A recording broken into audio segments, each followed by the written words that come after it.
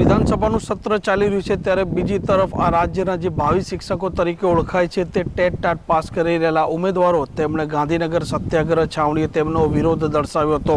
રાજ્યની સરકારે શિક્ષકોની ભરતીની જાહેરાત કરી છે, પરંતુ આ ઉમેદવારોનું કહેવું છે કે હજી સુધી સરકારે યોગ્ય રીતે શિક્ષકો ભરાય એવી કોઈ પ્રક્રિયા પણ નથી કરી અને એવી કોઈ ગાઈડલાઈન પણ બહાર નથી પાડી।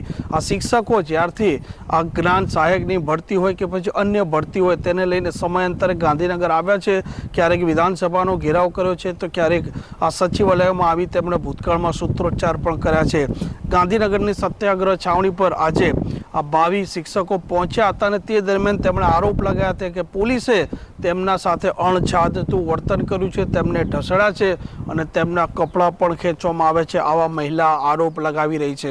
અમારી સાથે આવી રીતે અમે કોઈ ગુનો નથી કર્યો, અમે પરીક્ષા પાસ કરી, ભરતી નથી થતી એટલા માટે અમે અહીંયા આંદોલન નથી કરતા। અમે અમારી રજૂઆત લઈને આવ્યા છીએ, અમારી ભરતી કરો, બસ અમારી ભરતી કરો, જગ્યા વધારો, શિક્ષકોની ભરતી કરો। અને આ લોકો અમારી જોડે તાનાશાહી અત્યાચાર કરે છે। રસ્તા ઉપર મને રસ્તા સુધી લાવી દીધી, મારી ઉપર કોઈનું એક્સિડન્ટ થઈ જતો મને કોઈ સાધન પણ કાઢી દીધું હોત। તમે અમારો સાથ આપો બસ। બેન વારંવાર આવી રીતે ખસેડવામાં આવે છે, વારંવાર દર ફેર આવી રીતે કરવામાં આવે છે। પેલા છોકરાઓને લઈ લે છે, પછી અમારી છોકરીઓની પાછળ અત્યાચાર કરે છે, અમને જેમ તેમ ઢસેડી લે છે। અમારા સરકાર કહે છે અમે સંવેદનશીલ છીએ, કશું જ સંવેદનશીલ નથી। આ તમે જુઓ એમનો અત્યાચાર, આવી રીતે સંવેદનશીલતા એમની દર્શાવે છે। ક્યાંથી આવો છો બેન? હું ધોળકાથી।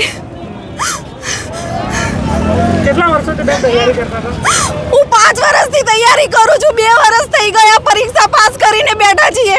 2 વર્ષથી અમે આ રીતે તો ગાંધીનગરના ધક્કા ખાઈએ છીએ, અમારી ભરતી નથી કરતા। અમારો ગુજરાત રાજ્યના શિક્ષણ મંત્રી અને ગુજરાત રાજ્યના શિક્ષણ મંત્રીને માત્ર એટલું જ કહેવું છે કે તમે જો અમારી ભરતી કરવાના હો તો કરી દો, મહેરબાની કરો અમારા ઉપર, અને ભરતી ના કરવી હોય તો અમને છોડી દો, અમને કહી દો કે ભરતી અમે નથી કરવાના, તમે ખોટી રાહ જોઈને ના બેસો, આટલું કહી દો અમને તો અમે અહીંયા નહીં આવે। અહીંયા અમારું અપમાન કરવામાં આવે છે, અમે ભવિષ્યના શિક્ષક છીએ, અમને અહીંયા રસ્તા પર ઢસેડવામાં આવી રહ્યા છે। અમારા ભાઈઓને હાથ પગ પકડીને ટીંગાટોળી કરીને લઈ જાય છે। બેને મારો પોલીસ કર્મચારી બેને મારો ડ્રેસ ખેંચ્યો, હમણાં ફાટી ગયો હોય તો આટલા બધા લોકો વચ્ચે શું મારી ઇજ્જત રહે? તમે બસ અમારો બચાવ કરો, અને સરકારને માત્ર એટલી વિનંતી કરું છું કે ભરતી કરવાની હોય તો આ પાડીને ભરતી કરો, નહીં તો ના કરશો, પણ બસ આવી રીતે અત્યાચાર ના કરશો, અમારી ઉપર જુલમ ના ગુજારશો। અમે બહુ સામાન્ય વર્ગથી આવે છીએ, આવું બધું અમે નથી જોયેલું, અમને બસ બચાવો અહીંયાથી। 2 વર્ષ થઈ ગયા છે, ભરતી નથી કરતા, વારંવાર તારીખો પર તારીખો આપે છે, તારીખ પ્રમાણે કશું કરતા નથી, એટલે અમે અહીંયા રજૂઆત કરવા આવીએ છીએ અને આંદોલન જેવું ઉગ્ર સ્વરૂપ આ પોલીસ કર્મચારીઓ આપે છે।